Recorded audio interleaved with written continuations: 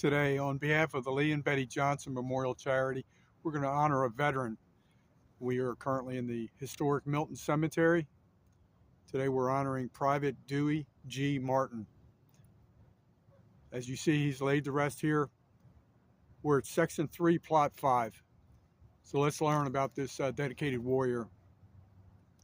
Dewey Martin was born in Walton County on June 7, 1899, to James and Rosabelle Martin. His father died before his 18th birthday. His mother remarried to Leonard Nelson. The family had moved to Pea Ridge, and his stepfather was working as a mill hand at the Pace sawmill. When the United States entered World War I, 18-year-old Dewey immediately enlisted and was ultimately assigned to Company E, 28th Infantry Regiment, which became part of the 1st Division, the big red one. And you would see some of the most intense, and he would see some of the most intense combat of the war. Dewey was slightly wounded on June 18, 1818, not during a major offensive, but as part of the normal dangers of ongoing trench warfare.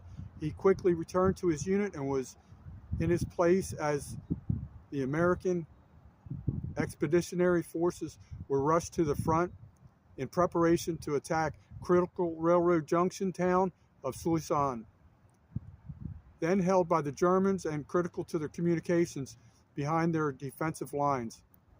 On the first day of the battle, German artillery units, who had been warned of the impending attack by French deserters, directed fire towards crossroads at Cutry, where the 28th Infantry was deployed. The barrage inflicted 25% casualties on the members of the 28th Infantry. Private Dewey Martin was among those killed. His body was returned to his home, where he was buried in what would become the Nelson Martin family plot in Milton Cemetery.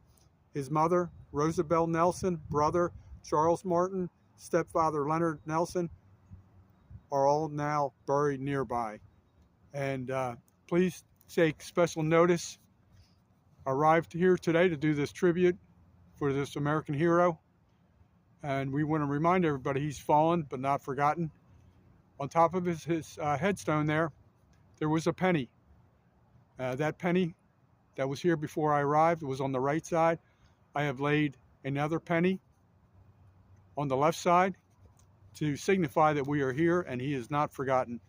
And this tribute, like I said earlier, is on behalf of the Lee and Betty Johnson Memorial Charity, and also a good veteran named Dan Mabey, a droning veteran. It's good veterans like that that educate us more about the significance of coins and when we're paying tribute and remembering fallen veterans. So thank you, sir. We respect your service.